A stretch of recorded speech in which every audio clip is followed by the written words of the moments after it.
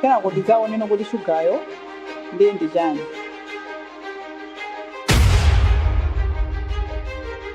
Apa tsopano tikulowa kuti tione za mgwirizano wa pakati pa Atate ndi Mwana. Kama mtima wako mafuna kupanga chani? Amafuna kuti asunge malamulo 10 apange chabwino. Kupembeza, koma ata kupembeza kwa Mulungu osaziwika, ndipo mawuwo sali mkabuku kuti nkobisika kumana ita kulemba pa guwa. Yotino mwana wa Mulungu abwere pa dziko lapansi paja ichitike abwereno mu thupi. Kwanisa kuyendetsa moyo wanga. Koma muthawi iyi ndikuzisiya izi pansi. Ndikufuna moyo wanga uyendetsedwe ndi mzimu wa Mulungu.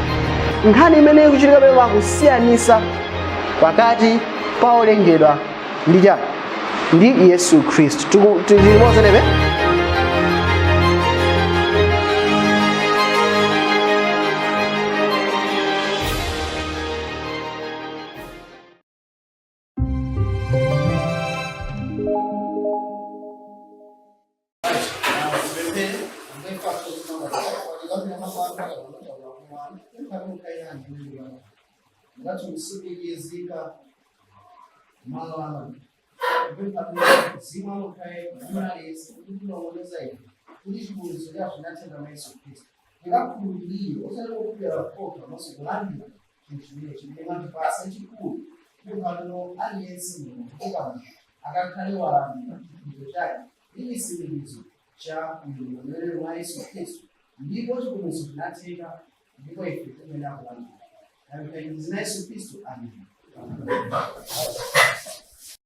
Right, so presentation yathu dzinake ndili chimo ndi chani.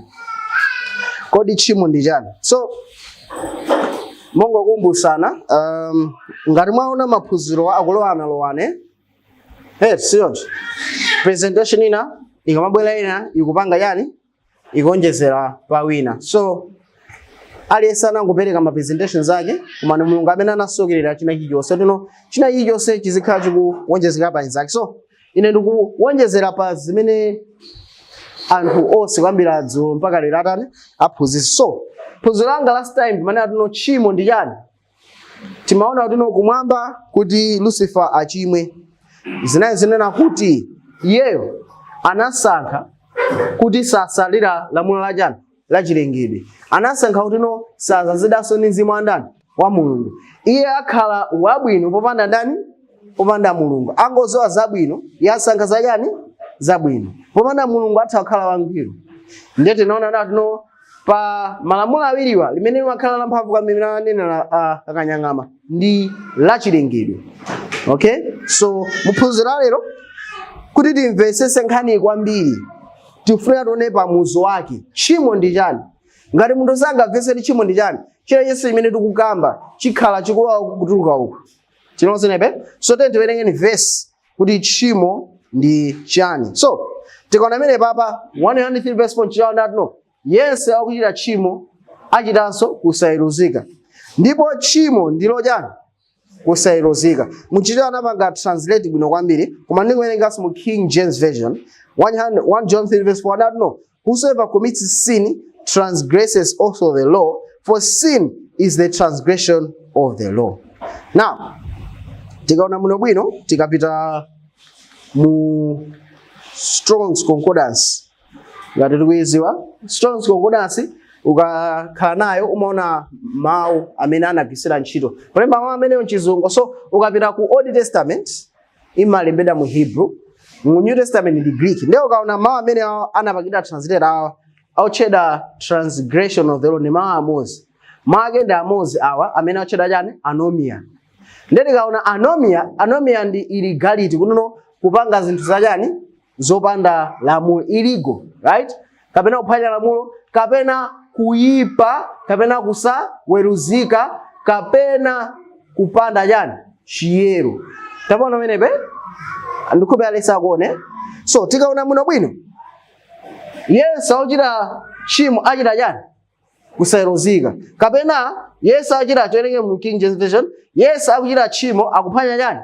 Lamulo. Pakuti chimo ndi chani?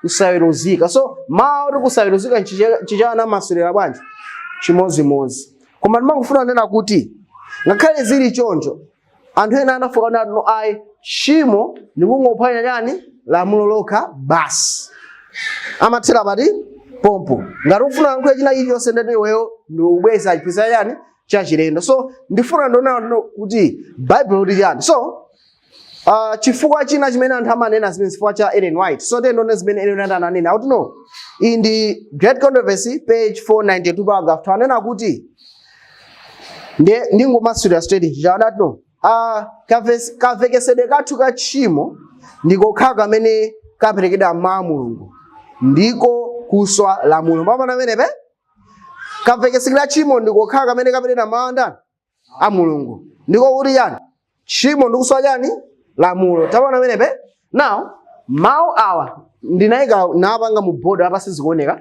komano anthu ambiri amathera pati apa. Tapana pamenepe komano ndikapitiriza ukuku ndeziveka nana no ndicho kakiside ntchito ka ndondomeko zimene zikuchita nkhondo ndi lamulo lalikulu la chikondi limene lili maziko a boma la Mulungu.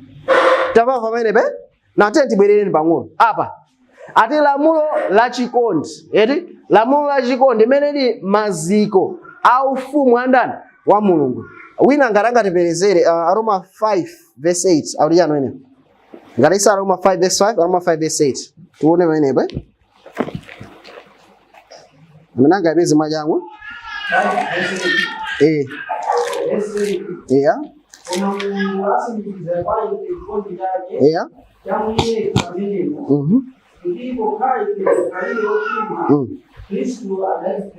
so yes anareferefere lotani ochima kuti chani pa verse 5 ariya yeah ndipo chembekezo sichitikisa manyazi kwachikolo cha Mulungu chinasanulira mtima watu mwa Mzimu Woyera amene wapasidwa kwa ife. So lamulo la chikondili likupezeka bwanji mwa ifeyo chifukwa cha Mzimu limene wasanulira mkati mwa ndani mwa ife. So foundation ya ufumu wa Mulungu tikamakamba za ufumu wa Mulungu foundation yake ndina kuti aliyense anala bwino chifana mazida ndi Mzimu ndani wa Mulungu ndikhulupirira mwazenepe koma no munthu ngati wachosa chikhulupiriro yako pa Mulungu chichitika nchani iwe ndero libe Mzimu wa Mulungu ndero ndi undekha wokha ndoti mwayo chita sale ndi chani ndondomeko kapena chani principle. Taona pamenepe kuti no pamene Mulungu akuti chita iweyo mwachilengedwe yako sufuna uchite chani chimene chocho ukafuna kuchichita uzipeza wewe uli woperewera ukanika utani kwanilisa ndikhulupirira mwazenepe. So pali chimo ndikusala malamulo andani a Mulungu kamene akutsutsana ndi zimene Mulungu anatani ananena koma chimene chikupangisa ndi chani ndondomeko zimene zili pa mkangano ndi lamulo la chikondi limene li maziko a ufumu andani a Mulungu. So kuwerenga quotes inayona nsangasa ndimoza kuwerenga china ise chimene chili pamenepo panga compare makoti ndi makoti chine simaveka tikakamba za one true God versus Trinity alisa amakhani makoti siyonje wamabwesa makoti otiji winabwesa makoti a Trinity ina kumambo basi aliyese makoti pwi komano wolembera ni munthu ngati komano ifeni mana atitenge makoti onse titenge zaka zimene zinalembedwa kodi amati anona tino nkhani nini ndi ngati ndi most probable utatu wajani wa Mulungu except in maganizo anthu. So nkhani yake ndina kuti no tente amene ku Bible kuti Bible kuti chani pa nkhani right tikapita ku Bible tente amene kuona na kuti no Bible kuti chani pa nkhani ya tchimo Roma 14 verse 25 akuti chani koma iye amene akayika pakudya atsutsika chifukwa akudya opanda chikhulupiriro ndipo chinthu chilichonse chosatuluka mchikhulupiriro ndicho chani. So pamene kupanga chinthu opanda chikhulupiriro imene ndi ya tchimo ndikhulupirira mwazenepe.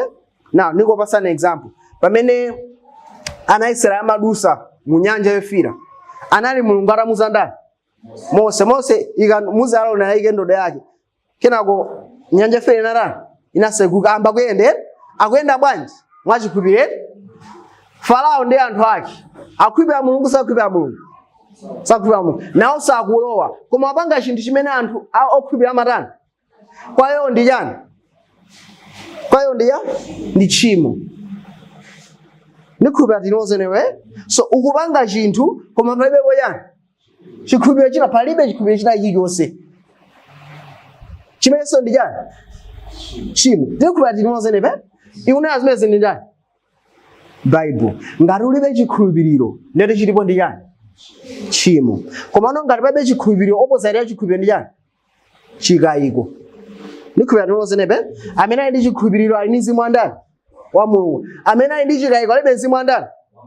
Ndiye kuti tchimo ndikulekana ndi ndani? Ndi Mulungu. Nikhulupirira aliyense akumva zinthu ze? Ikunena ndine kapena Bible? Bible. Nikhulupirira tinoze.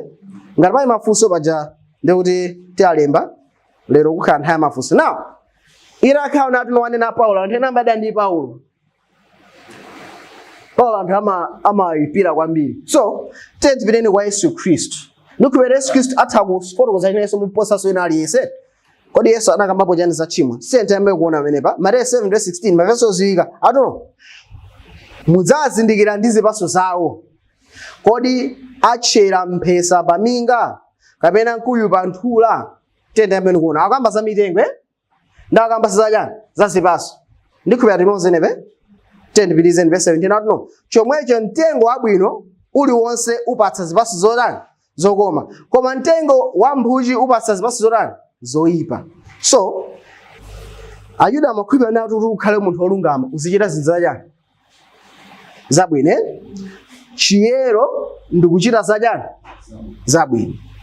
Ngati uchita zoyipa ndeti wenso ndi otani? Oyipa. Ndeti zipatso zimene zikupangisa kuti iwe ndiwe mtengo otani? Nikhulupirira tinozenepe. Kuti ndikazoti mtengo wa mango ukutulusa chani? Mango. So Ayuda anati ayi. Munthu kuti ndikazoti ndi oyipa tiona chani? Ntchito zake. Koma Yesu akuti atamanikaya. Chikuyamba ni mtengo osati chani? Chipatso. Tinozenepe. Usanapeze mango makambe wazala mtengo wa chani? Wa mango. Usanapeze maapuzi mamba uzala mtengo wa chani? Wa apuzi. Mtengo oyipa umatuluka zipatso zotani? Mtengo wabwino umatuluka zipatso zachani? Mwanjira ina ngati zipatso zili ntchito tinozenepe. Ndeti mtengo ndi zimeneyo chani? Uli. Ndeti Yesu chimene amauza anthu anjenena kuti si ntchito zanu zimene mupangisa mukhale otani? Olungama. Komano usanapange even ntchito yolungama choyambira iwe ukhale otani? Olungama. Zimene kwa ifeyo ndizosatani?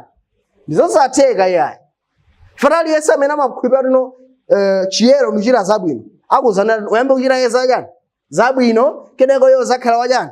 Wabwino. Koma Yesu uyambe kukhala wachani? Kena kuchita zachani?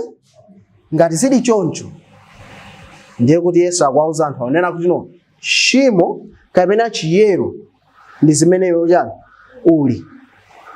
Ali pamene angazungamise yekha ngati? Palibe. Mwanjira iweyo ufunika khale kaye wabwino. Ndati alipo wabwino koma yekha ndani?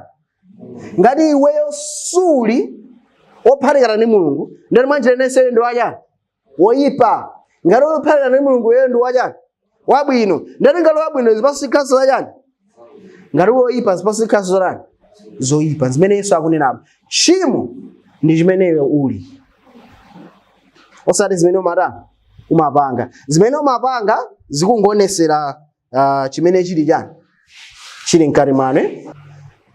Tikupitiriza. So Mateyu chapter 7 verse 18 aonena kuti sungathe mtengo wabwino kupatsa zipatso zoyipa kapena mtengo wa mphuki kupatsa zipatso zokoma. 19 mtengo uliwonse wosapatsa chipatso chokoma audula nautaya ku moto. Aho mapona amene pakukhala amenewe akunena kuti zosatheka mtengo woyipa pereka zipatso zachani?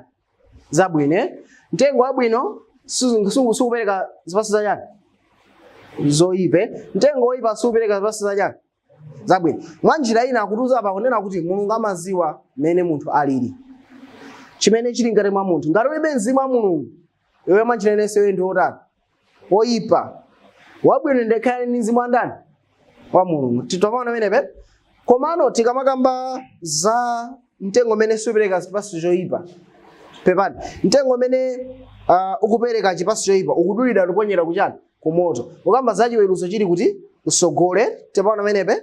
So, anthu oyipa aukaonongedwa chifukwa chani? musayiwale fanizo lija la nkuluja anabwera ku ukwati anayitana anthu amimbire koma analibe chani chovala chimene amayang'ana mfumu ija itabwera imayang'ana chani chovala amene alibe chovala apite kuti kunja. So chimene chikuchitika muchipulumutso chomwe ndifuna kwambiri ni mbewu mkati mwa chani. Mbewu ni ndani? Yes. Ngati mbewu ili bwino ntchitonso zili chani zili bwino. Tikalenga Mateyu Yohane chapter 3 akuti chani amene Mulungu anatumiza mwana wobadwa yekha kuti Yesu akhulupirira atani asateke umakhala naye moyo tani amene sanakhulupirire watani waweruzidwa kale. Tinoze nebe so nkhani ikundo ndi Yesu alipo kapena chani palibe. Right, John Mateyu 12 verse 3 apa ndi Yesu anakamba mumveka bwino ukakoma mtengo chipaso chake chitani chikoma ukayipa mtengo chipaso chake chitani pakuti ndi chipaso chake mtengo utani udziwika. Ntchito zathu zimangoonetsera kuti ndife anthu otani ndife anthu abwino kapena ndife otani oyipa. Komano ntchito zathu sizikutipanga ife tikhale abwino kapena otani oyipa. Ntchito zingoonetsera chimene chili bwanji ndikhupira tinoze nebe komano moyo wanga wonse ndimakhupira kuti ntchito zanga zinipanga ine ndikhala chani wabwino. Chifukwa tino ndimayika kwambiri umunthu madalera pang'ono apo ndi apo mphamvu za ndani kupanga chisankho kuti Yesu ndichimwa kena kono ndikubwera mbali naye ndifuna mphamvu ya ndani ya Mulungu kena ndipeza ndikatani ndikalephera. Koma ana no mtengo okhala wabwino utanso zipatso chani zabwino. 34 akubadwa inu anjoka akwankhula ndi ndani Afarisi. Afarisi analobadwa chani anjoka pa njoka imakhala ndi cha poison chimo. Akubadwa ana inu anjoka mungate bwanji kulankhula zabwino inu akukhala otani oyipa. So nkhani ya mitengo nkhani ya zapasoyi Yesu akamba za ndani za munthu. Fanizo lindira ndani ndi la munthu. Ndikhupa Yesu sakubisa kanthu abe pakuti nkamwa Mungu alankhula mwakusefuka kwa chani kwa mtima. So mtengo kuyimira chimene chili mu chani mu mtima mu mzimu wa munthu. 35 aliyani munthu wabwino atulusa chani zabwino mchuma chake zabwino ni munthu oyipa atulusa zoyipa mchuma chake zarani zoyipa. So munthu sukukhala wabwino kuzera mwa ntchito zako ukhala wabwino kuzera mwa chani mwa mzimu wa ndani wa Mulungu. Ndikhupira tinoze nepobe pali bwino kwambiri ngati zili choncho ndipo kuzera kusunga malamulo ena aliwonse silingathe kuzitani kuzilungamisa. Tinoze nepe komano pokhala ndi zima Mulungu zikhaotani olungama ntchito zathu zizigwirizana ndi zimene Mulungu atani watiuza. Ndikhupira tikuona amene zikhalire tendonene Mateyu 15 verse 17 aliyani simudziwa kodi zonse zakulowa mkamwa zipita mimba ndipo zitayidwa ku uthengo. Nkhani jankakangana nkhani yosama m'manja tayi kumwe nkhani yosama m'manja right. Afarisi ati wachita ichi ndi odesedwa waphwanya malamulo azisogolere athu ndi miyambo yathu ndi otani wochimwa. Yesu akwayankha nati azimenezo zingolowa mkati kutuluka kuti uku 19 aliyani pakuti mu mtima muchokera maganizo oyipa zakupha zachigololo zachiperewere zakuba zaumbombo zaumboni onama zamwano. 20 izi ndizo ziyipitsa munthu koma kudya osasama m'manja sikuyipitsa yani munthu ayi. Chimene amayankhula pese tijano chimene chikumbakitsa munthu akhale oyipa ndi chimene chichokera muchani mu mtima. Mtima ndi oyipa munthu atulukanso zorani zoyipa. Tinoze nepe so tikaona anthu oti si akhristu akuti kwana ndi zina zolero ni nthawi tiziganiza uyo apanga zifaya mtima umene ngati mandani ni nthawi tikali Yesu chani uthenga ndikuona Yesu amathana no akhulukeni anthu asaza chimene akutani akuchita. Tiona verse Yesu anachita ku fotokoza choncho Yohane 2 verse 24 tendoni verse imene Yohane 2:24 no koma Yesu ati anthu aja anthu ambiri chigulu chinankhulupirira iye ati chimusatiresa pali vuto lomusatira Yesu koma gulu ililo Yesu sanafuna lirani limusatire aliyani koma Yesu anakhulupirira iwo kuti akhale nawo chifukwa iye anadziwa anthu onse. Ati sanafuna anthu akhale naye pamodzi yayi alifua chani amadziwa anthu amadziwa chani Yesu 25 ndipo sanasowa wina wake ndipo sanasowa wina achite umboni za munthu, pakuti anadziwa iye yekha chimene chinali mwandani mwa munthu. Pafika chimene icho chogulirira Yesu anati anthu asindifuna ndalani ndasi sindifuna andisatire, sanakhulupirirenso chimene chili mkati mwandani, osati chimene afuna achite koma chimene chili mkati mwandani mwa munthu. Ngati munthu ulibe mzimu wa Mulungu ndio lili chibadwiro chachani cha uchimo. Chimenecho ndi chimene Yesu samatani samafuna kukhala nawo pa gulu limene ndikhulupirira tili limodzi. So Yesu wafotokoza bwinobwino tchimo ndi chani. Tchimo ndi kulekana ndi ndani? Ndi Mulungu. Chiyero ndi chani? Ndi kuphatikana ndi ndani? Ndi Mulungu. Chikumpangisa munthu akhale woyera ndi chani? Mzimu wa Mulungu kati mwa ndani? Chikumpangisa akhale wochimwa ndi kupereka pa mzimu wa Mulungu kati mwa ndani? Yesu afotokoza clear. Ngati munthu amene angafotokoze za tchimo ndi Yesu Khristu. Fore anabwera kuti adzachotse chani? Tchimo.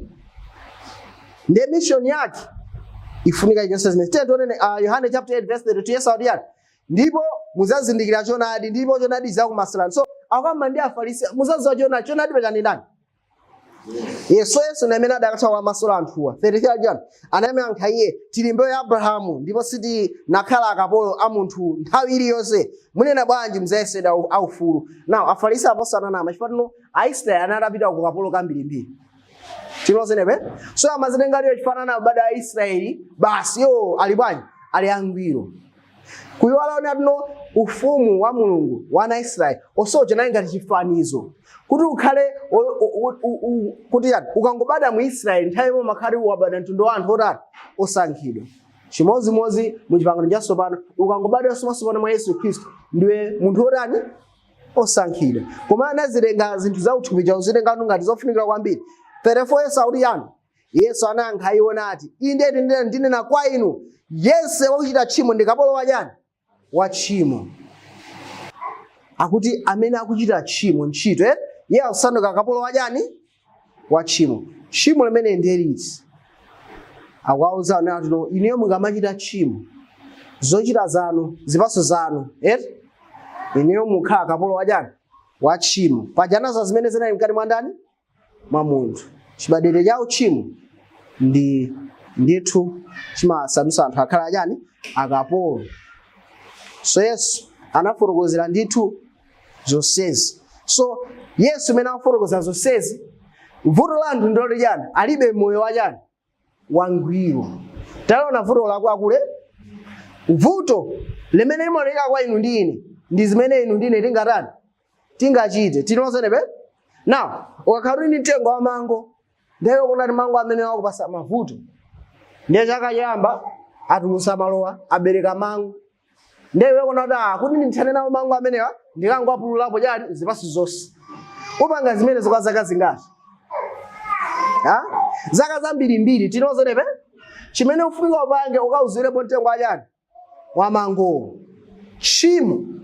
Chibadwire cha uchimo ndi chimene chinali vuto lalikulu kwambiri kuposa zimene anthu amatani amapanga. Fano zimene anthu amapanga ndi zimene zimangowaonesa anthu azindikire nena kuti munthu ali ndi chani? Ali ndi kapolo wina. Kapena munthu ndi kapolo kaja amene amasunga kapolo ndi slave master ndi ya? Njira slave master. Mbuye eya. Yesu amafuna wauza anthu ngati mukupanga uchimo ndiye muli ndi mbuye wina kati mwa ndani? Mwa moyo wanu. Mbuye amene afunika achoke mukhale ndi mbuye wina amene ali ndani? Yesu Khristu. Tinozenepe? Munthu akakhala kapolo amasankha atagona nthawi zanji? Amasankhe? Munthu wokuti iyeyo ali wochimwa. Onani atuno anthu onse agona koma iyeyo mbuye akamamuzere apita kukamwe kuti kubala. Tinozenepe? Munthu amene ali mbuye wina muzere apa amene zavulira mu ungonama basi. Tinozenepe? Umonani numapanga zinthu zino daboti ndupanga chifayani. Chifayanera kuti uli ndi mbuye bwanji amene akulamulira. Amene ali kapolo sangathe kuzisankhira kena kalikonse. Akafuna kusankhira kena ake mbuye wake amamukwapula fika kuti munthu jamagonjera ndikutani? Ndikuverabe. So Yesu akawuza anthu ena akapolo ndi analusa kwambiri. So anthu kamawuza ndi anthu ochimwa safuna kuti atani? Amve. So tiye tione no vuto ndi limenelo ndiye ngati vuto lili limenelo Yesu abwera kuzatipulumutsa. Ndiyoti akufunika abwere ndi chinthu china. Ifeyo vuto lathu ndoti tinabe mzimu wa Mulungu, tinabe moyo wa Mulungu. Ndiyoti kuti titsane ndi vuto limene lili tifuna tikhale ndi moyo wa ndani? Wa Mulungu. Tikakhala ndi moyo wa Mulungu ndiyoti zonse zimene timazifunira zizikhala zarani? Zatheka. So tiye tione nongonono plani ya chipulumutso amakamba za pangano la Atate. Pangano limene limakhuza chani? Yohane 1:3 yako. Zonse zinalengedwa ndi Iye ndipo kopanda Iye sizikunalengedwa kanthu kalikonse kolengedwa. Akamba za Yesu ngati mlengi. 4. Mwa Iye munali moyo, ndi moyo unali kuunika kwa anthu. So moyo umene mwa Yesu Khristu panali china chake chapaderadera chimene cha mwa Yesu Khristu akuchitcha moyo, right? Ndipo moyo umeneyo ali umene umaunikira ndani? Anthu onse. Kodi moyo umene ndi uti? 13. Amene sanabadwe ndi mwazi. So Yesu pobadwa ali sanabadwe ndi chani? Kapena chifuniro cha ndani? Cha thupi. Kapena chifuniro cha ndani? Koma cha ndani?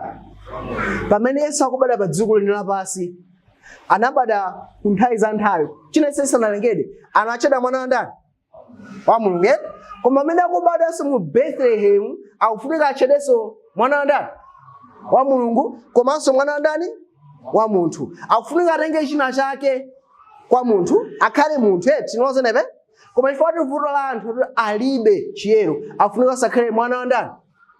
Wa Mulungu. Chimene chinali mwa Iye chimene chimaonesa ndi mwana wa Mulungu ndi chani? Anthu amene makhulupirira tino Yesu anali Mulungu pa dziko lino lapansi. Ndiye chimene amaganiza ndi izi. Ukang'amba Yesu ije ndoti ine chowala chizoonekera. Mene maganizo ana. Tili ana taganiza zimenezo. Koma akamba zoti Yesu Khristu anali ndi Mulungu. Chimene anali nacho ndi chani? Moyo unali kuunika kwa ndani? Kwa anthu. Moyo utiwo tikamakamba za chete tinaona kale. Marko 10 verse Marko 148 chimbuso 14 verse ya chimbuso 15 verse 4 maso Marko 10 verse 18 makamba zeno Mulungu yekha ndi abwino, Mulungu yekha ndi woyera, Mulungu yekha ndiye chani? Chikondi. Moyo umene ujawo umene mwa ndani? Mwa Yesu Khristu. Yesu anali ndi Mulungu. Tikamakamba zeno ndi Mulungu anali ndi moyo umene uwu. Pabwa pa dziko la jani? Lapansi. Koma amafunika sakhale ndani? Munthu. So umulungu ubwino umene umakhala mwa umulungu unali mwa ndani? Muthupi la jani? La munthu. Umulungu ndi umunthu naye pangati? Pamodzi. So apa 18 kulibe munthu anaona Mulungu nthawi zonse, mwana wobadwa yekha wakukhala pa chifuwa cha Atate Iye anafotokozera. So tikamakamba za umulungu, Yesu Khristu pobwera dziko lino lapansi atakufotokoza za nani? Za Atate. Okay? Ndiye akufotokoza nano palibe amene anaona ndi Mulungu. Nawo tikamba kufunsa mafunso. Yesaya 9:6. Yesaya anaona ndani? Yehova. Yes. Mose makamba achitondo anaonanso Yehova akubwera kumuonesa yani ulemerero ndi kukoma kwake. Nkhani ndenena kuti tikampangamba za alosi aneneri ndi Mose ndena onse amene anakumana ndi Mulungu ndi kufotokoza za Iye, nthawi zonse amaona izo mumafanizo ndi muziphiphiritso. Cheni chogwirika chinayisanarani chisanabwe no palibe amene anaonapo ndani? Mulungu. Ndikumugwira, ndikucheza naye, ndikukhala naye pasi, ndikupanga zonse zimene Mulungu amafuna apanga naye. Koma Yesu ndi amene akutani? Akufotokozera. Nawo funso langa limakhala nena kuti no, kodi ngati Yesu anali munthu? Tinozenebe? Ngati anali munthu, kodi Iye ndi kuti nonsezi za nkhondo yakumwamba, kuwukira chanu nonsezia zonsezija anali nazobe akubadwa ngati ndani? Mwana. Ali Bethlehem koma akudziwa zinthu zonsezi mu Bethlehem. Ngati zili choncho ubongo wako unali waukulu bwanji? Tinozenebe? Information eseija anaitenga bwanji kuyika mwa munthu. Nikaganiza choncho. Ndikubira tinozenebe? Koma nkhani sizi. Nkhani simene. Chimene Yesu akutenga nacho kuchoka kumwamba kubwera pa dziko lapansi pano ndi chinthu chimodzi. Ndiye chani? Moyo. Kuzera mu moyo. Ari monga Atate mwana asachita bwanji?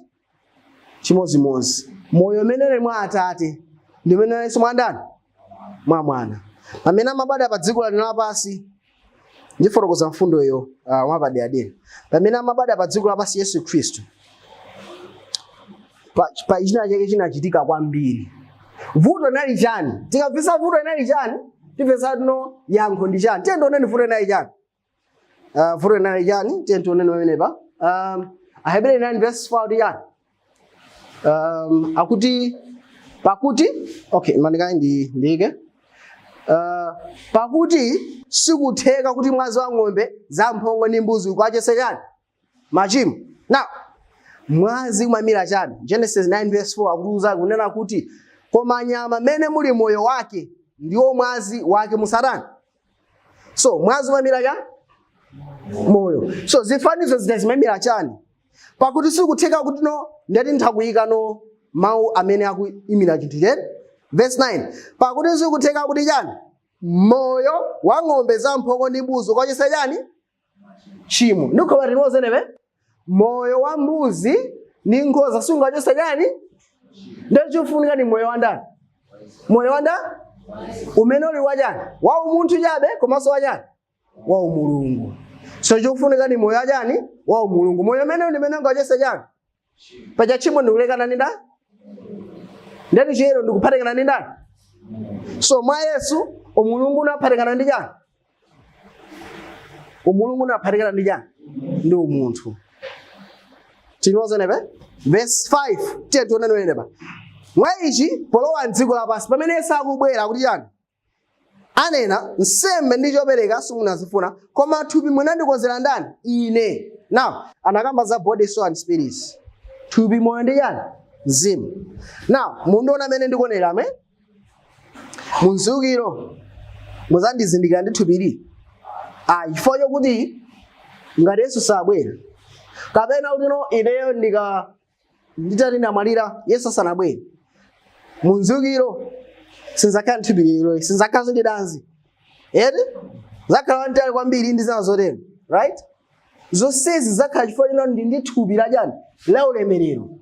Tinozenebe komanso ngakhale leroli kodi ndi chaka chani 2019 okay nthawi ndikashuta ma videos nkhalabe sinalonene bayonji 2 years inaliyonse zidusa zimene zimapanga thupi langa zonse zimasinthika 2 years inaliyonse patako ubongwe. Tinozenebe so ndikamakamba za ine sudo kamba za chani? Za thupili. Thupili lithautani?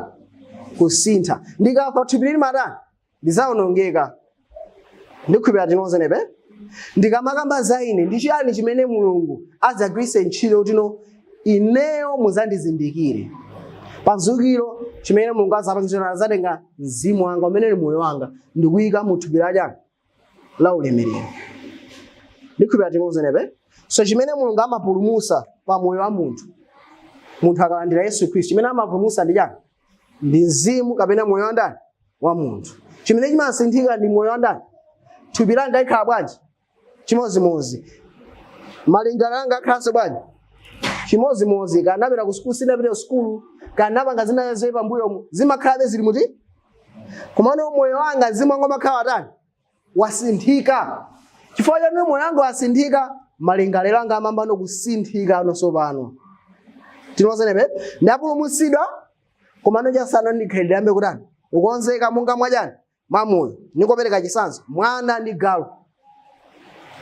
Mwana samapanga zimene munthu amapanga azibibira zinyina ndi zero. Galu apo is dog atakuyendesa munthu osaona ataka kusegura chiseko atakuthamangisa akuba apangani ndani? Munthu. Koma ine moyo wa munthu mwaye chikuti uzisauti ni galu faraibe moyo wachani? Wa munthu. Mwana yola atakhala akuzibisira apanga ine sujo angolira pamene cha munthu akupanga koma mene ndani? Chifukwa ndi moyo wachani? Moyo akakhalisa mwana amene amba kukula akhwima azama nopanga zimene munthu amatani? Munthu akabadwa wasopano ni chimozimozi chimene chipanga sauti apulumuke ndi moyo umene mwandani? Mwa iye. Tinozenebe chikumbatiza munthu akaye Khristu ni moyo umene mwandani? Moyo ngati uli mmenemo munthu amene ndi ndani? Ni Khristu. Chifukwa moyo uli pamenepo khalidwe lake liyamba kukonzeka monga ngati mwa mzimu umene mwandani? Nanga tikhulupirira chili pati? Chili pamenepo. Ndikhulupirira tinozenebe. So apapa akamati thupi mwandikonzera ndani? Ine ndiye ndi chani? Identity yanga ndi chani? Ni mzimu wanga. Pacha mulungu ndiye chani? Mzimu. So amakamba ine ndetino mzimu wa Yesu Kristu umene uli yani moyo wake unayikidwa mujani thupi. Yes, umulungu unakhala mujani muthupi. Chifukwa chani sikutheka kuti moyo wa jani wa ng'ombe chimafunika ni moyo wina. Paja chimo ndi jani kulekana ndani chimdeti chimene chimafunika ni moyo wa chiyero, moyo wa jani wa mulungu.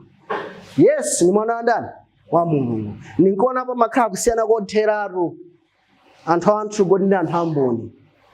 Kungona ali Yesu ndolengedwa basi ndelife plan ya chipumsisini ngayivesese Yesu ya tathera bati that awo ndi difference yaikulu kwambiri. Ngati Yesu ali wolengedwa ndeli cha okay ningosinthi okay baba ningosintha ujini mavesi aja naso kuneza ni Genesis 9 verse 4 komanso nda Hebrew chapter 10 alright, so timaerenga Hebrew chapter 10. So plan ya chipulumutso ndedo mulungu ukhale mujani mu munthu chimene akufuna mulungu ndi chiti chimenechi tendipitizeni. Aroma 7 verse 20 manena akuti no munakamba kale akanyang'ama. Aroma 7 verse 20 no koma ngati tichita chimene sindifuna si inenso amene ndichita koma uchimo ukhale mkati mwa ndani.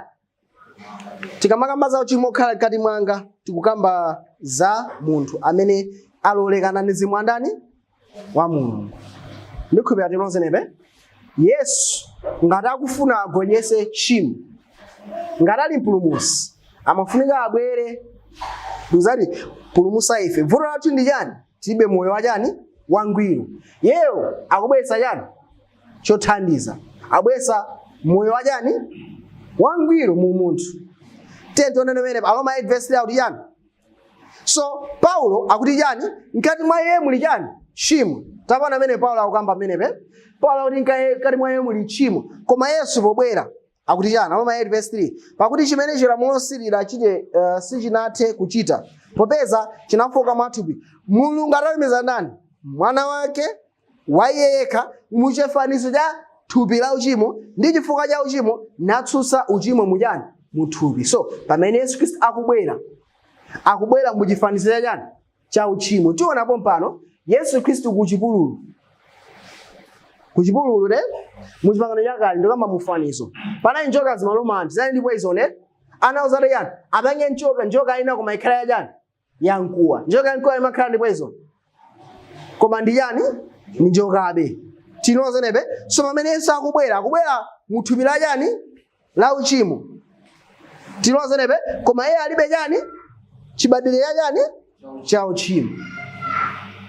Ndikhupira tinozenepo chifukwa chani 1:35 wanena kuti ndipo mudziwa kuti iyeyo anaonekera kudzachotsa chani machimo ndipo mwa iye munalibe chani tchimo. Komano Paulo akuti no mkati mwa iye munalibe chani tchimo mwa Yesu munalibe chani tchimo. Anabadwa ngati mwana wa ndani wa mulungu. Tionene pazikuli bwanji timona mera Numeri chapter 21 verse 7 tinona kale pamene anamuzati ndipo Mose anapanga njoka yankuwa nayika pa mtengo. Tikuona amene zikhalire ndipo kunali njoka itamuluma munthu aliyense akapenyesesa iye pa njoka yankuwa nakhala ndi yani ndi moyo. Mwapona amenepe. So njoka yankuwa njoka Yesu akubwera muchifanizo cha chani cha tchimo koma akubwera ngati njoka ya chani yankuwa. Ifeyo tabwera muchivuto chena ndife njoka ndife ana achani anjoka tindi poison ndi tchimo koma kuti tithandizike pafunika njoka ina imenebe chani tchimo. Tikayang'ana njoka imeneyo tikhale ndi chani ndi moyo. Mwapona amenepe. So njoka akika pa chani pa mtengo. Yesu anapachira pa chani pa mtengo. Yesu pozifananiza ndi njoka anena no monga ndi njoka ina ikida kuti kuchipululu mwana munthu adani akwezekedwe. Tapa kumene Yohane 3:4 chani ndipo monga Mose anakweza njoka m'chipululu chotero mwana munthu ayenera kutani kukwezedwa. Mwana munthu anabwera mu chifanizo cha chani cha uchimo koma iye analibe chani tchimo ndipo anasusana ndi tchimo mujani muthupi. Ndifuna ndione statement kodi anasiyana ndi chimo muthupi athandaza kuti yani. Tiona pasogolopa. Right, tiye ndione pamenepa Luka chapter Luka chapter 1 verse 35. Pokamba za kubada kwa Yesu adiyani. Ndipo ngera anayankha nati kwa iye Mzimu Woyera adzafika pa iwe. Ni mphamvu ya wamkulukulu idzakuphimba iwe. Chifukwa chakenso choyera chizabada chizatchedwa mwana wa ndani. Ati chobada chotani? Nchoyera. Tipona pamenepa Luka 1 verse 35. Now, ndinafunsa funso nayo kuti kodi Yesu anafotokozera bwanji za kumwamba? Eti ndeti nankha nanu chifanana ndi moyo wa ndani wa Mulungu taona pamenepa. Now, mphaka amadana ndi madzi tinozenepe ngumbe mafuna yani koma madzi ajani akuda kwambiri. Ngumba icho lomula khatuno mwayiphunzitsa chotani izi pangabe zoti ikhale mthupi. Mphaka ucho anaphunzitsa bwanji akhalabe bujani pomwe palibe yani madzi. Tinozenepe pamene Yesu Khristu akubwera kuti aza chose tchimo akufunika akhale ndi chinthu china. Tinozenepe afotokozera bwanji za kumwamba. Kodi Yesu amadziwa china chilichonse. Tikamakamba za Mulungu pamafuta ndi pamene fena kuti anthu amakhulupirira kuti Mulungu ndi kuzowa zonse nokhala ndi zimphamvu zonse kapena kukhala pena paliponse. Koma zimene ndiye kuti ndi Mulungu mphamvu ife ndi Lucifer nazo wamene ndi Lucifer. Nzeru ife ndi Lucifer nazo wamene ndiye kudziwa chimozimozi. So chimene chikusiyanitsa Mulungu ndi zonse si zimenezo yani. Ndizonena kuti Mulungu moyo uli mwa iyeyo ndi moyo wa Mulungu wapadera umene pa ukhandi wabwino wangwiro ndi woyera. Tinozenepe ndi chimene chinali mwa ndani mwa Yesu. So Yesu pobadwa pa dziko lapansi moyo wake ndimene umakwanisa kufotokozera kwa ndani kwa ina aliyense. Mapawa zonse mphamvu zizana zisiye Yesu amapezeka malo amosi. Tinozenepe ndionesa verse inake yosenza tuno Yesu omniscience kuziwa zonse mphamvu zakana tani anazisiya. Chinanso chimene amapempha madera pandani pa Mulungu akuti wakumwamba. Anayidi munthu mongati inu ndi nani ndi ine. Koma iye anali njoka chani yamkuwa. Anayibe chani? Anayibe tchimo. Umulungu unali mu thupi. So tiye tionene Luka 1 verse 8 akuti chani? Ndipo mwanayo anakula. So Yesu akukula timozenepe nalimbika mu chani? Mu mzimu wake. Ndipo iye anali mapupulu kufikira masiku akudzionetsa yekha kwa ndani kwa Israeli. Now Mulungu antha kuphunzira. Mulungu akaphunzira china iye tsopano. Yes. Koma pati Yesu Khristu anayamba utani kukula. Tene pali verse ne wa Yesu anayamba kukula amaliani pa chisomo cha ndani. Chanda Muzeru musinkhu ndi wachisomo cha ndani cha Mulungu. Alright, so kukula kuzunza ndi Yesu Khristu analinga monga ngati inu ndi ndani ndi ine. Munthu sungakule ngati kuzowa kale zonse munzeru nikubera tinozenepe ngati uzowa china chilichonse ukula bwanjiso munzeru. Chikunena kuti Yesu Khristu anali munthu ndithu 100% munthu komanso anali 100% chani Mulungu chifukwa umene ali mwandani mwa iye. Koma mphamvu zonse za Mulungu watani wazisiya. Nikubera tinozenepe tiye tipitizeni. Ndi chifukwa chake Satana amathabu akuzamutani zamuyesa. Mulungu angayesere ngati akuzowa zonse kale. Koma amatheka kuyeseka chifukwa anali ndani munthu. Tiye ndionenepa Yohane chapter 1. Okay, ukuti nalingapo kale. Koma ningoona pa Matthew chapter 4 verse 16. Amene ndi Bible ija tatuzire ntuni Matthew 4 verse 16. Okay, mungo yerema ningo iwerenga amene ndimayifotokozera. Matthew 4:16 akuti no anthu akukhala mu mdima anaona ndithu chani kuwala. Tinozenepe ari anthu amdima anaona chani kuwala. Tikamaona Yesu Khristu ndi moyo wina wapadera amene utabwera anthu anaona ngati chani kuwala kwakukulu kwambiri. Fanani moyo wa chani wa Mulungu. Sunali moyo wapadera. Tiye tiwerenge mmene Yohane chapter 1 verse 1 akuti yani chimene chinaliko kuyambira pachiyambi, chimene tidachimva, chimene tidachiona m'maso mwathu, chimene tidachipenyera ndipo manja athu adagwira cham'mawu amoyo. So akufotokozera Yohane verse 20 ndipo moyo unadani unaonekera moyo wake uti moyo wa munthu chabe kodi Yesu ogwenyesa tchimo naye ngati ifeyo muchina chilichonse kotero kuti iyeyo anang'amba kusankha zabwino masankha zabwino mpaka anapeza kuti wagwenyesa yani tchimo kodi chinampangisa atagwenyesa ndi yani andena ima yake amamphunzitsa ndeti nenso ndingapulumuke ndifunira munthu mwangati Mariya kuti andiphunzitse ndili yani ndili mwana tinozenepe ndeti ngaziyo ndeti Mariya anachitapo gawo kuti Yesu Khristu akhale yani pulumusi ndeti chabwino tezipembedzaso ndani mayi ndani Mariya basi. Kodi chinali kuchitika ndi chani? Verse 2 ndipo moyo unaonekera ndipo tidaona tinaona chani ndipo tichita umboni ndipo tikulalikirani moyo otani wosathawo umene unali kwa ndani kwa Atate nooneka kwa ndani kwa ife moyo osatha umene uli kwa Atate ne moyo wachani wa Mulungu. Taona menepe moyo umene unalinso mwa ndani mwa Yesu Khristu ali pa chani ali pa dziko pano ni moyo omwewo. Verse 3 chimene tidachiona ndipo tidachimva tikulalikirani inunso kuti inunso mukayanjane pamodzi ndi ife ndipo chiyanjano chathu chilinso ndi Atate ndipo ndi mwana wake Yesu Khristu. So anthu anaona moyo umene uli mwa Yesu Khristu ndimonso uli mwa ndani mwa Atate. Anara apa pa chiyanjano chathu ndi ife ndi nani ndi Atate. So moyo umene uli mwa Yesu Khristu unali wa munthu chabe. Mateyu 4:16 tunali kuwala kwambiri. Now tiyende amene una zinthu zina kodi kuyesedwa Yesu anayesedwa Aheberi 4:15 ariyani pakuti sitili naye mkulu wa nsembe osatha kumva chifundo ndi zofowoka zathu koma wayesera mzonse monga momwe ife koma wapanda chimo. So Yesu Khristu anayesera monga ngati ife maona ndi Yesu anabada chimodzimodzi ngati ifeyo mmene ife timakhala ku Yesu naye amarani amayesera. Okay tiyende oneni verse ariyani pali mayesero angati atatu okha amene munthu amakumana nawo.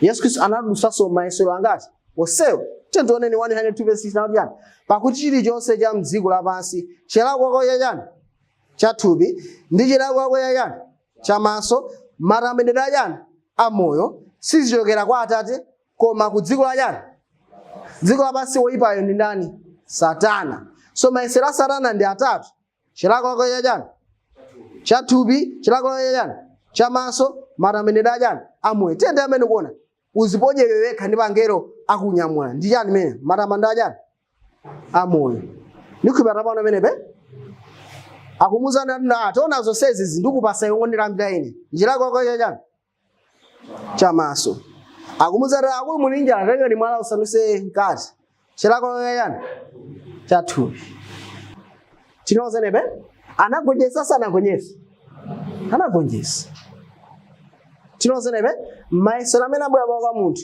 onse titati atenge taike magroup ndatatu okhawo basi palibenso ena. So Yesu anayesera monga referi matani amayesera bwanji fati no sanali omniscient samaziwa zonse amadaliri apandani kulumikizana ndani ni Mulungu. Tiona kuti no sanali omniscient pompano ndaruze 40 yani Hebrew chapter 5 verse 8 anawerengapo kale yodapo so sinikhazikapo maningo kukhala pena kuti no angakhale anali mwana anaphunzira kumvera izi adamva kwa anazo. Now munthu amene amaziwa zonse angakwanisa kuphunzira kanthu sizingatheki yayi. Anali mwana anabadwa ndikumakula ndikumaphunzira chifukwa chani chifana kuti no Yesu anabadwa ngati mwana wa Mulungu analinso munthu siyoncho chimene mama kisala khale mwana wa Mulungu chimene mama kisala no akhale omizana ndi Atate moyo umene ali mwa iye anabadwa iye wolumizana ndi nani ndi Atate. Pambali pamenepo Mulungu ananzaza ndi mzimu wa ndani wake kuti azitha kulumikizana ndi kumuuza china iso ndani chochita. Right? So pakukhala pa dziko lapansi akuti anaphunzira kumvera izi adamva kwa anazo. Tikambuka mu Getsemani anapemphera ndi yani osati kufuna ngangoma ndani kwano. Tikuona menepe Yesu akuona kuti no chinthu chimene chikuonekeramo ndikupa chani ululu pa nthawi no amamva kuti chile chikuchitika kuti no machimo adziko apasakuyikidwa pa mutu panga ndipo ndikulekana ndi nani ni Mulungu. Ndani anenga izi yonche ndizopya akupempha na Ambuye chikho chinirani chindipitirire koma osati mafuna ngangoma bwanji anapemphera kangati anaphunzira kutani kumvera Tedbilizeni 9 ndipo pamene anakonzeka wamphumphu anakhala kwa onse akumvera iye chifukwa cha chipulumutso chosatha. Now ati pamene anakonzeka chinthu chimene chili kale perfect, chili kale 100%, ungachikonzese. Mwagula foni yacheka straight mupakete, choyamba mwamba kuimaso andifuna ndiyikonze, kena kwamba utani kono tinozene Yesu Kristu ngawano atabwera pa dziko lapansi zizoti anali samapezeka malo onse nthawi imodzi, apezeka malo angati amodzi fanana ndi munthu, nzeru zake zimakula ifanana ndani anali munthu. Tinozene pa chifukwa cha zimene anadusamu m'mayesero onse aja amakonza moyo wina wasopano, amakonza moyo umene uli chonchi dzuwa likatuluka uko dzuwa limakhasukana kuti dzuwa likamayenda dzuwaso likutani likutembenuka, amakonza moyo umene umatembenukira mwachilengedwe kwa dzuwa, moyo umene wa munthu umene umatembenukira mwachilengedwe kwa Mulungu monga timene dzuwa limatembenuka kwa ndani kwa dzuwa, moyo umene nthawi zonse umasankha ndani Mulungu. So chitika chani tione menepa amakonzera nji moyo umene. So ndi pamene timavesa kunena kuti no Yesu Kristu adabada ifaya moyo wabwino umene ali mwa iye, moyo wa Mulungu amasankha nthawi zonse ndi zachani zabwino. Mtengo wabwino mapanga zipatso zachani zabwino, mtengo wabwino zipatso zachani zabwino, mtengo waipa zipatso zachani chomwe chizabade chizakhala chochani choyera. Tinozenepe so pachifukwa ino mmene akubada mu Bethlehem zonse zakumwamba zapangidwa chani delete. Ngamira pangira pa computer ndo maipanga format zonse ndizipanga chani swipe.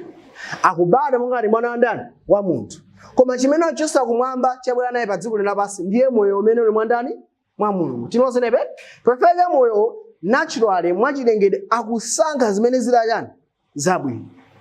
Pakupita pa nthawi Mulungu akuzivumbulitsanso yekha kwa ndani kwa mwana wake. Tinozenepe kuti munthu woyamba pa dziko lapansi pano akhale ndi ubale osati wamasewera ndi ndani ndi Mulungu. Ubale uja ukukula pa zaka 12 zindiyadi ndi mwana wa ndani wa Mulungu. Tinozenepe akukwera mpaka kupa chani pa ubatizo, mawa kufika kuti uyu ndi mwana wanga otani okondedwa. Nde Lucifer akubwera kwa iye akulu ngati muli mwana wa Mulungu mwala kusendese chani bread. Iniyo andani akanyang'ama ntati lufunse namwe iniyo kuti ndino akanyang'ama ngamwina akanyama mutani pasenu jen 5000 mundiseka basi imene ndiyesero semene koma kwesi na yeso ifauliri yani ana madani ngati mwana wa ndani wa Mulungu, koma nali ndani munthu chimene chinali anachoka nacho kumwamba chokha chimodzi chokha unali moyo wa ndani wa Mulungu. Tinozenepe anamba kukula munzera mafunika amawerenga mawu a Mulungu kwambiri Yesu Kristu amapemphera mapemphero anali munthu. Tinozenepe akukula munzera ndikuzati ndi mwana wa ndani wa Mulungu weni amayi akaumuza akulu angelo anatuza izi ndizi nawo mwana ndi angelo siziti akumphunzitsa akukula ndizira ineni mwana wa ndani wa Mulungu kufuka kuti Mulungu amafunika amusimikizire Yesu pamaso pa anthu onse uyu ni mwananga yekha otani okondedwa. Mbamene sanana akubwera siku yakulu ndino mwana wa Mulungu akufuna Yesu akayike mission yake ithere pati ineyo jana Yesu yeni ngati Yesu anali omniscient imeja sina Yesu naye ngati kungo sewero chabe zaboza. Okay, Luka 11 Yesu anaudiyani ndipo kunali pakukhala iye pamalo pena ndi kupemphera mmene analeka wina wophunzira ake anati kwa iye Ambuye tiphunzitseni ife kupemphera monga Yohana anaphunzitsa ophunzira ake. So apapa tisayero nano inayo no Luka chapter 10 anatumiza awiri anachoka amene kakusanga Ambuye ngati zonde zimatifira ife akusanga nawo nthaza mimi munthu amene angathe kupemphera munthu waziwanda ndikuchoka timatenga ndo uzimu kwambiri pa mita ya Twitch tikamubaya ndikumuyeza ndo uzimu kwambiri komano Yesu Kristu anthu angakhala akuchita zonsezi akumumva mmene Yesu Kristu akutani akupempherera ndakuti mmene kula kupemphera ndi ife sinamba kutani pemphera akuti tariphunzitseni ife kutani chimene Yesu Kristu akamachani muzipemphera chonje atatha kuti Yesu Kristu polumizana ndi Mulungu amalumizana naye kothera kuti iye ndi atate wa ndani wake anaye ndi ubale weni ndi Mulungu.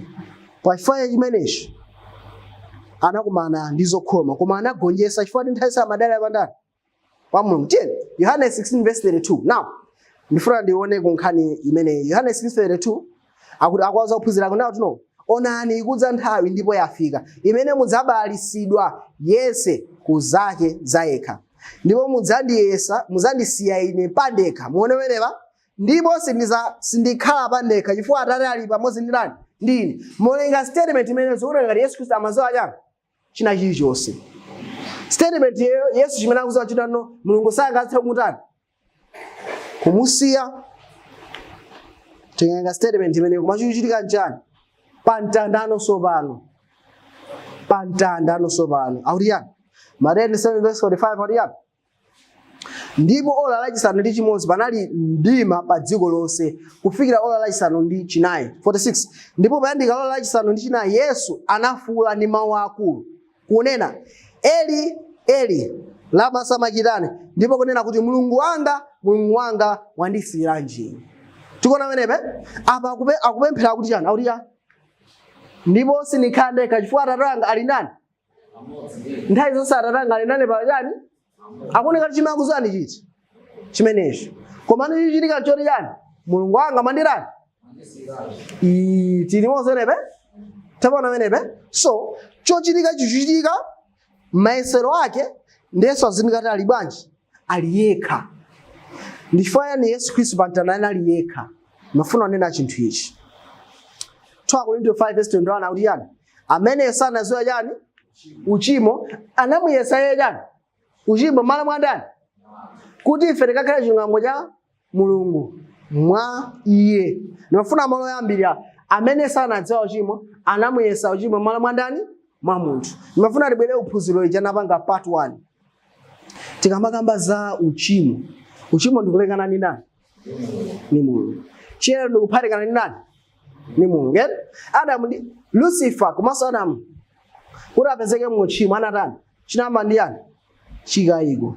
Chikayiko chitachitika anachoka pamaso pa Adamu mzimu Mulungu natani anthu onsewa anakanika kuti abwerere okha pamaso pa Adamu pa Mulungu. Tinozenepe koma Yesu Khristu mu mayesero ake onse anachimwako ngati anakayikako ngati ayi.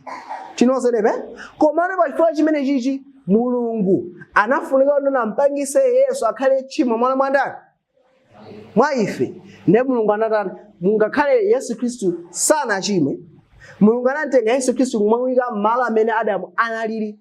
Adamu atangotani atachimwa. Ndiyo chichitika nchani pantanda Mulungu auchesa mzimu wake pandani pa Yesu Khristu.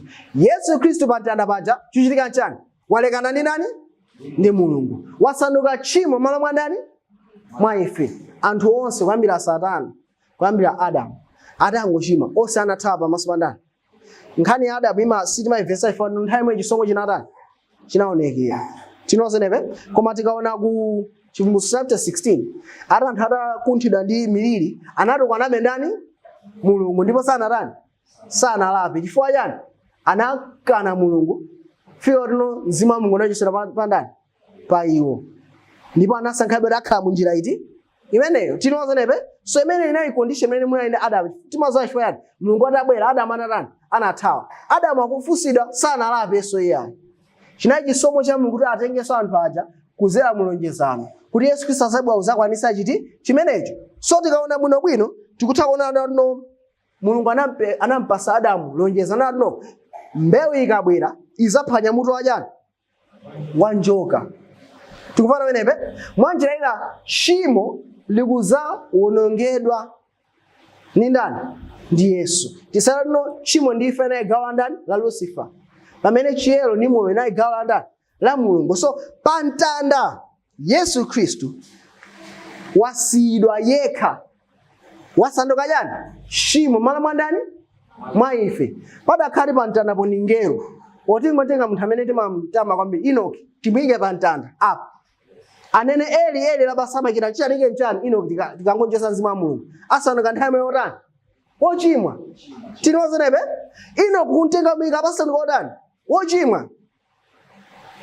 Kuntenga Gabriel kumika ababa pantanda apasanduka sotani wochimwa. Ndifua yake akunena kuti no mwazi wa ng'ombe ni nkosi sungwachese jani chimo. Koma thupi munandikonzera ndani ine. So Yesu Kristu pa mtanda chichitika chani pamene Mzimu wa Mulungu wachosera mwa iye ali ndi chinthu china chimene umunthu unachani ulibe, chimene nacho ni moyo wa ndani wa umulungu pa mtanda paja. And chichitika chani so pa mtanda 1 Petro 2:24 yake amene anasenza machimo athu mwini yekha muthupi mwake patipo pa mtanda. Yesu anasenza machimo athu pachani pa mtanda.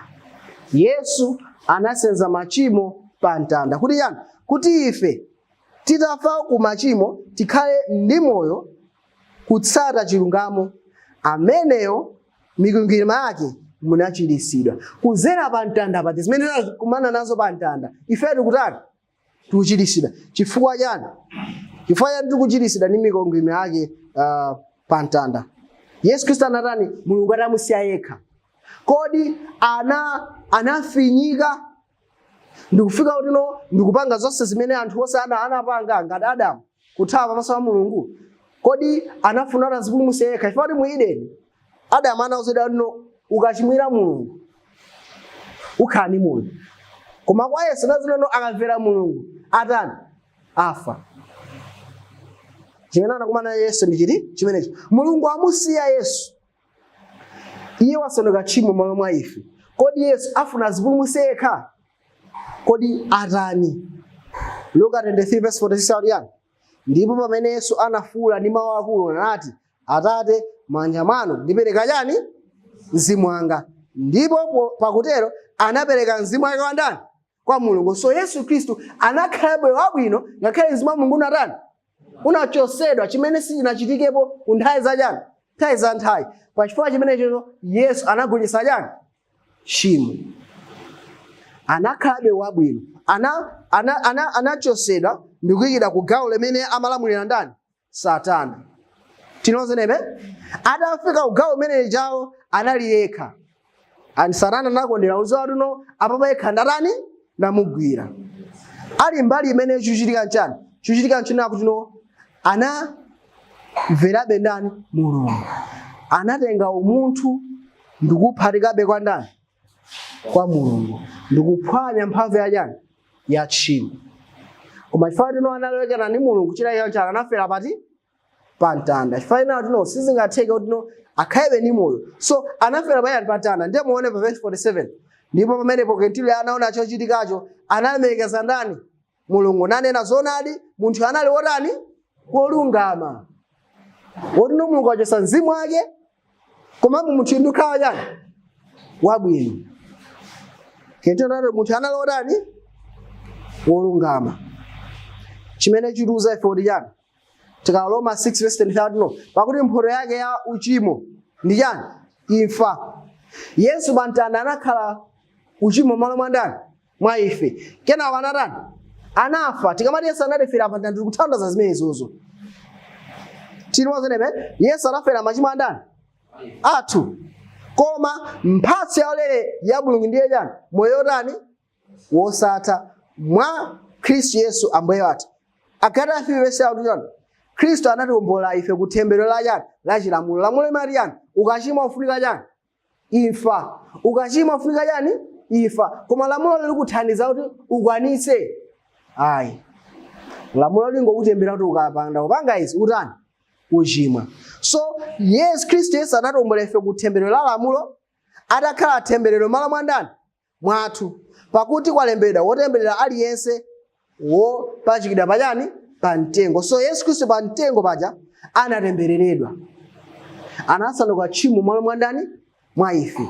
Koma chifukwa tino Mulungu atamusiya yekha atachosa mzimu wake, iyeyo anali ndi chinthu china, ali ndi moyo umenewu umene iye anasankhabe ukhala chani wabwino. Anaperekabe mzimu wake kwa ndani kwa Mulungu.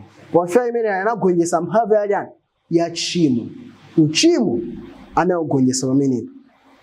Ndakuti chani tikaona ine pa Aheberi chapter 2:14 tikamaka za Yesu Kristu ati chani popeza tsono ana amwazi ndi nyama Yesu momwemo adala wako makhalidwe omwewo kuti mwa imfa akamononge iye amene ali nayo mphamvu ya chani ya imfa ndiye ndani mdierekezi.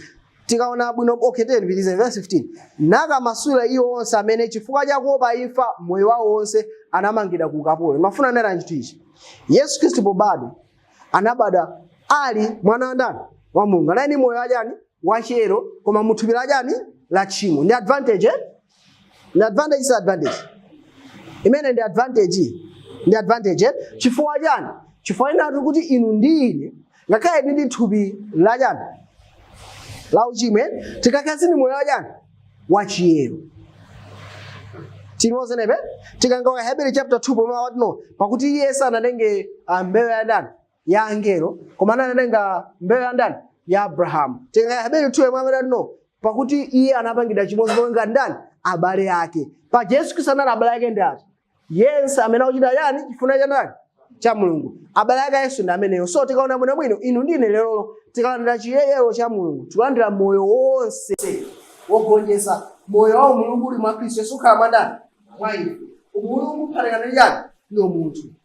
So Yesu Kristo anambaga zimene zinaona kuti ndani ifeyo. Zilingana ndikuona munthu akumwalira akumira. Ndene akumira mthamanga kudani kulimika muphiri. Kera ulimi mayo zile naneso simathaudani kusambira. Ali abantu kufana nangani pamene munthu. Malo mmoza akapenda nangani. Awiri tinozenele tinamakamba munthu amene walupo ndege yaso chisewe cha ndege yasomboka munthu atuka alibe parachute yonile ayemu mungari kumusaka nenso ni keso fana ngani ndani apa alipo ndanganga ali ngona na kuzera wachisomo cha Mulungu indi Yesu anamwambia kwamba ndani abale yake amene angakwenda cha Mulungu kuti yeye pamene akubala ndiyero chimene chichi akubweresa chiyero njani munthu cholenga kuti inu ndine lero ndeni mafupi au chimo tikese ndi chiyero muti mene so tuona mene china chifukwa ndiyeyo sana chimwe ndikufa koma Mulungu anampatsa akhale chimo mwana mwa ife chitika chani sizinayi zotsaka kuno Lucifer amusunge mu mtani mumanda tikamanga Yuda chapter 9 ndinali chani Mose anakuselesa sana asana mbele kunge ndiye Lucifer Maria izizi ndiye anamzrea Mulungu aonani akususeyo ife Lucifer anaima pamanda Mose anali wasausi kana Yesu anayasa na kuishi chimo ndiyani ndifa koma ifa yalo izalamu anabaoza mubisa kimswaki yesinado ndiwamoyo ndipo ndinayo wakufa ndipo taona ndiwamoyo ufika nthawi za nthawi ndipo ndinazo zofungiro za imfa ndi hadi. Yesu anafa pantanda ifa yake chama chino anakoisa chimo pantanda ndikufa koma Ambuye arara Mulungu anadani anamuukitsa chifukwa yani samayenera kukhala yani mani ndiyeyo analotani wogonjesa kuda kumaslide atu omaliza chabwino Yesu abanda zonsezi kenapo chosandira ndi chani tikaona bwinobwino Efeso chapter 4 verse yake 10 Efeso 4 verse 10 auliza ifunapo wotsikayo ndiye yemweyo sanalani anabwera kupindira miyamba yonse kuti akadzaze zinthu zonse. Wotsika ndanena sanalani anabwera kuti kumiyamba kuti akadzaze yani zonse. Yesu Kristo anaponyesa chimo anabweranso kuti kumamba kuti akadzaze yani moyo umene umene mwa Yesu Kristo ukakhaso wandani watu so wanga zimene zimene yani ni bulumusi tikapita kunyanja munthu ngarakwira wakabulumusa amatenga china chake chalauti ngati shupa tinozelepe amakhala advantage koma amakhala yeye khangati kuti akabulumuse nda amene akumwalira Aheberi chapter 2 verse 9 potero kuti amuyenera kufanizira ndi ndani abale mzonse kuti akadzakhala mkulu wa nsembe wachifundo ndokhulupirika zinthu za kwa Mulungu kuti akapereke dipo la zoyipa zawo. Aheberi 2 verse 10 kuti amuyenera kufanizira ndi abale mzonse paine chikukhulupirira kuti Yesu Kristo anabala wochimwa kumano abale aka Yesu Kristo ndati Yesu Kristo anafunsira khane abale akanati no abale anga ndati amene akuchita chifuna nani cha Mulungu alota amayi anu abale anali kuchaka kuti ndani yake abale anga ndi amene achita chani chifuniro ndani cha Mulungu. Machitidwe chapter 2 verse 35 potero Machitidwe 2 verse 35 Yesu ameneyo Mulungu anamuwuza zaichi tili mboni ife.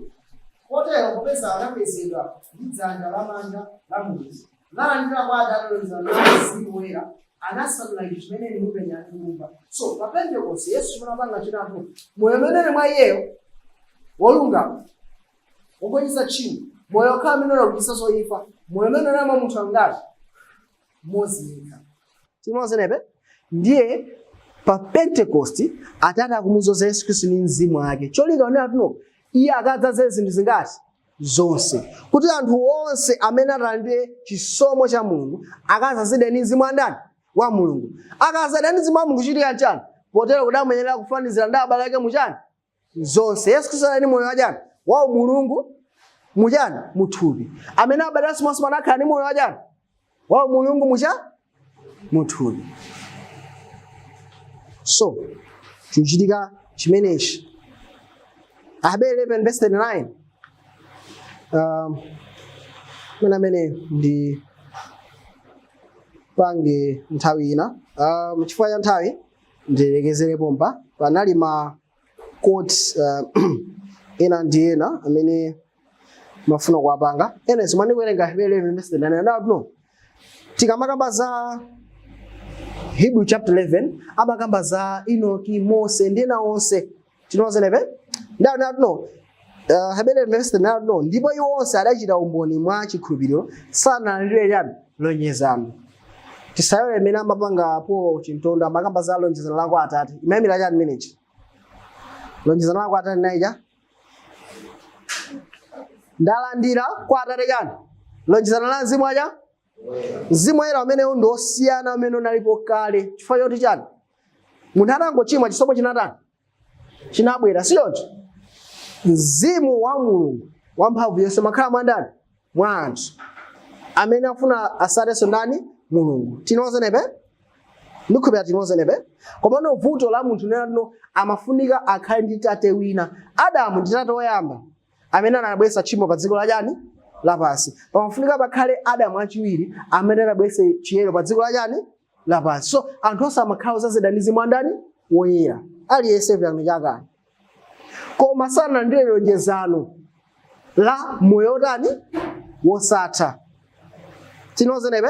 Yesu Khristu anabwera pa dziko lapansi ndikukhala moyo umenewo chuchitika nchani kuyamba pa Pentecost anthu akulandira lonjezano limene lili paja kuti chipangano chakale kuti ati pakuti mwazi wa mbuzi ndi khosi sungathe kuchotsa chani tchimo koma ine mwandikonzera chani thupi tikumbuka pamene paja. So chipangano chakale anali system ya chani ya zithunzithunzi apereka mwazi wa ng'ombe ndi nkhosa ndi zina zotero achina David anayosazira ndi mzimu wa Mulungu tinozenepe komano panalibe moyo wawo munthu wogonjetsa tchimo ndi imfa panalibe moyo umenewo ndiye tikuona amene pa 40 popeza Mulungu adatikonzera ife koposa kuti iwo asayesere amphumu opanda ndani opanda ife chichitika chani kwa Pentecost tikulandira moyo wa Yesu Khristu moyo umene tikulandira imene lonjezano la ndani la Atate moyo wa Mulungu kubwera kudzadzaza mwandani mwa ife koma pamwamba pa chimene palinso moyo wa Yesu Khristu umene wagonjetsa umene wakumana ndi mayesero onse moyo umene wagonjetsa tchimo ndi yani ndi imfa. Pamenepo pamene tikubadanso mwatsopano osati mwa Adamu wakale koma Adamu wachingati wachiwiri ndikona kwamba zakubadanso kwa chani kwatsopano. So pachifukwa chimene chichi ndilekezere bomba kumene ndifuna ndiwonjezere phunziro lomaliza ndoti mawa pamene tinaona kuti chimene Yesu Khristu anabwera kudzapanga chimene chikulu koposa ndipo inu ndine tikakhalabe moyo kufikira nthawi imeneyi ya chirombo kapena nthawi ya sealing tiona kuti pachitika chapadera chimene chiyachitikenso kwa ife pali gawo lina lalikulu limene tikuliyembekezera tikamba za chani za latter rain tikamba za mvula ya chani ya masika tinozenepe. So pa Pentecost pali mvula yotani yoyamba mano tudikira mvula ya masika. So mvula ya masika inapanga zimenezi. Anthu akubadaso mwasopano. Ndine tikubadaso mwasopano. Yesu Kristo anapangira monga ngati mwa abale ake. Chifukwa ichi ndi ndi chiyembekezo nato moyo umene mwa Yesu Kristo atakomana ndi zonse amagonjesa inenso ndikomana ndi zonse ndikakhulupirira pa Mulungu ndikutani ndigonjesa. Osalifanya mphamvu yangu machifukwa moyo umene mwa ndani mwa ine. Khalidwe langa likhala likukonzeka chifukwa moyo umene mwa ndani mwa ine. Nthawi zonse ndikhulupirira pa ndani pa Mulungu. Osati ine koma Yesu Kristo akhala mwa ndani mwa ine. Chifukwa chimenecho tiseke maso kuti tipemphere. Nyemphere Ambuye fathokozeni mapadera chifukwa cha phunziro limene naye pakati pathu. Pempha timupitirize kuyankhula kwa anthu anu ndikuwasimikizira chisomo chimene tipeza mwa Khristu Yesu. Mupitirize kukhala nafe fika programu athu athe msiku wa lero. Pempha m'dzina la Yesu Khristu. Amen.